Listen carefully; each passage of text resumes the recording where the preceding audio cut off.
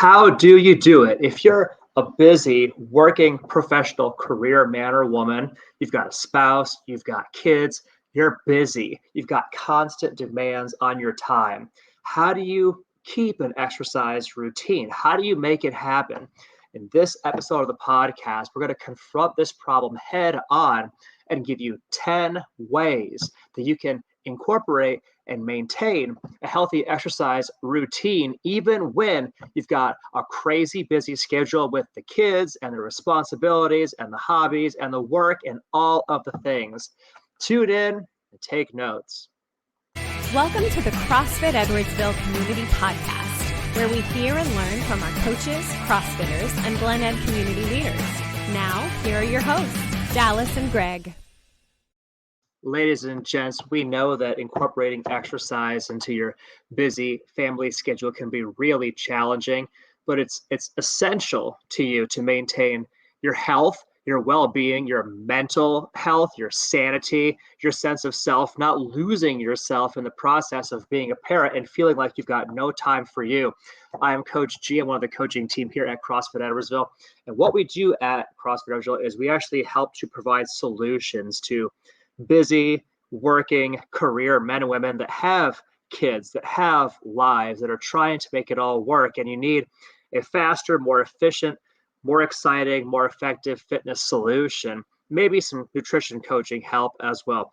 So in this episode, I'm going to outline 10 top tips that you can use and incorporate today to make it easier and more practical to keep an exercise habit even when you've got all these demands on your time. I know that your time is valuable, so let's not waste it. Let's get right down to it. Number one, family workouts. What do I mean? Try to turn exercise into a family affair by engaging in activities that all the people in the family enjoy. This could be a bike ride when the weather is nice, could be a hike outside, even a simple game of tag in the backyard, or some kind of other outside game. Maybe you guys are into pickleball. Maybe you guys are into spike ball. There are so many possibilities, but finding those active things that everybody in the family likes, putting it on the calendar, which, by the way, brings us to point number 2, scheduling active family time. This is our second tip. Plan regular family outings that include physical activity. It could be a trip to the park, swimming, playing sports together. Make it a regular, dependable, predictable part of your weekly routine and put it on the calendar. If you just wait to say, hey, I'm going to wake up on Thursday morning and see what magic happens, spoiler alert, nothing is going to happen. The better you can plan ahead, create a regular, repeating family ritual of exercise, the higher your rate of success is going to be. Let's go to point number 3. Short and intense workouts. No surprise hearing the CrossFitter talk about this, but when time is limited, those short, high-intensity workouts are so valuable, so practical, and they give you the results in a shorter space of time. Quick sessions like a 15-minute high-intensity interval training workout can be very effective and easily fits into busy schedules, often with minimal equipment. If you need some ideas for at-home CrossFit workouts that you can do, you can also check our podcast episode where we discuss that and talk about at-home CrossFit workouts. We give you some ideas you can implement right here, right now, today with minimal or no equipment so you can get your workout in, even if all you have today is 15 minutes at home. Let's go on to point number 4. Incorporate exercise into your daily tasks as well. What do I mean? Integrate physical activity into like your daily chores. For example, taking the stairs instead of the elevator, doing squats while folding laundry. Hell, having a dance party while you're cleaning up, playing your favorite jams and dancing while doing the chores.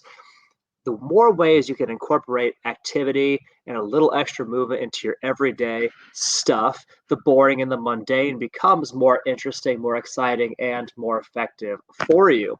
So try and do that as well. Point number 5, use technology. There are so many fitness apps and online workouts that can be done at home. You can find a ton of them on YouTube. And this allows you to have optimal flexibility in choosing workout times. It eliminates the need to go to a gym necessarily. Although, if it is helpful to you, you can also reach out to us about our on demand workout video portal at CrossFit Edwardsville. Tons of helpful videos of coaches leading actual workouts here, both in gym version and also at home versions. Technology can be your friend when it comes to finding healthy, repeatable, and sustainable workout options. Let's go to point number 6. Create a family fitness challenge. Maybe your family's a little bit competitive. Maybe you can create a friendly family competition. This could include daily steps walked as tracked by your phone or your pedometer or your Fitbit or whatever activity tracker apps or wearables you have, active minutes each day or each week, or even completing a certain number of workouts together in a week. If you can gamify the process and find some way to kind of maybe stoke the competitive flames of the family, it can help bring you closer together and bond you, as well as giving you an actual a plan for being healthy and staying connected to your family. Let's go to point number 7. Prioritize self-care. You need to recognize and reinforce to yourself the importance of self-care and scheduling dedicated me time for each parent. This time could be for a workout, whether it's at home or at the gym. A yoga class could be that meditation, breath work, a walk through the neighborhood. Whatever it is for you that makes your batteries feel recharged. Prioritize that self-care. Let's go to point number 8. Include exercise, if possible, in your daily commute. If you can walk or bike to nearby locations instead of driving, it adds reps. It adds physical activity to your routine while you're still accomplishing your daily tasks. I have a public library fairly close to where I live, and I love to go there to do remote work. But to get there, I have to ride my bike or walk a little bit, and it actually picks me up and rejuvenates me to be outside in the fresh air and the sunshine and be active while I'm going to a work task. I just feel so alive and awake after being out in the air. It's one of the best things you can do for yourself. Let's go to point number 9. Encourage active hobbies as well. All of us, we know to support our children in choosing active hobbies like dance, CrossFit, sports, martial arts. It's the Edwardsville way, the Edwardsville parents' way. All of our kids are in sports and probably multiple sports. Now, this is a good thing because it not only promotes physical activity, but can also provide an opportunity for family involvement, especially if it's the kind of activity that you and your kids can do together. One of the cool things with CrossFit is that it's infinitely adaptable, individualizable, scalable, adjustable to the individual. And so what we can do is I can work out with my son at CrossFit. And there are so many husband-wife teams that work out together, so many father-daughter teams that work out, mother-son teams that work out here. It's one of the coolest things is being able to share this journey with somebody in your family. It's a bonding thing and quality time together.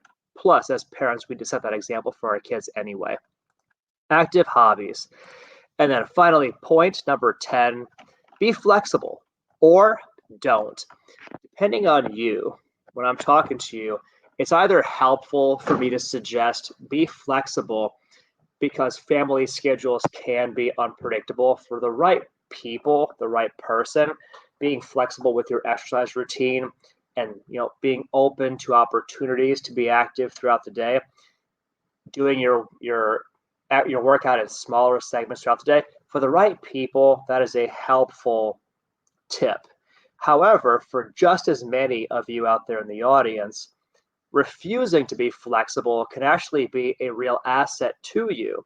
What I find is a huge proportion of people that we see or work with are too flexible with their workouts, i.e., too much willingness to take the written plan, set it aside in favor of whatever thing is demanding my time right now. Like, for example, I've got a plan to work out every Monday, Wednesday, Friday, Saturday, and on Monday evening, I have the opportunity, I don't have to, opportunity to work a little late and impress the boss.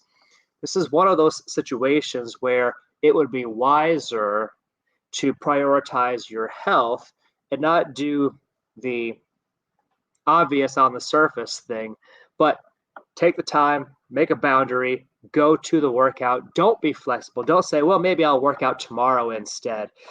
It's never that easy. And if you get into the habit of breaking your exercise commitments, flexibility is actually your enemy. So maybe for you, you need to be less flexible and more rigid and more demanding of yourself. No, this is my workout plan and I'm going to do it, even if it's inconvenient, even if it means saying no to other good opportunities. I want to say yes to my own personal greatness, my own personal sanity, my mental health, my best life, having the energy, having the me time to feel like my cup is also being filled. I'm going to say no to all the other things. So, to recap our 10 tips. Number 1, family workouts. Number 2, scheduling active family time. Number 3, short, intense workouts. CrossFit's a great example. Number 4, incorporating exercise into daily tasks. Number 5, using technology. Number 6, create a family fitness challenge. Number 7, prioritize self-care. Number 8, include exercise in your commute if possible. Number 9, encourage active hobbies. And number 10, be flexible or be less flexible depending on you and your psychology and what your track record, your history has taught you. Hey, hopefully you guys have taken away some things that can help you to keep a more consistent, healthy, active routine. And if you have, tell us in the comments below. Tell us in the comments to this recording what was helpful for you, or what do you commit to do? What's going to be helpful for you? What steps are you going to take to keep consistent in your healthy journey, even as a busy parent with a busy schedule? Let us know. We look forward to hearing from you, and we look forward to seeing you in the next episode of the podcast.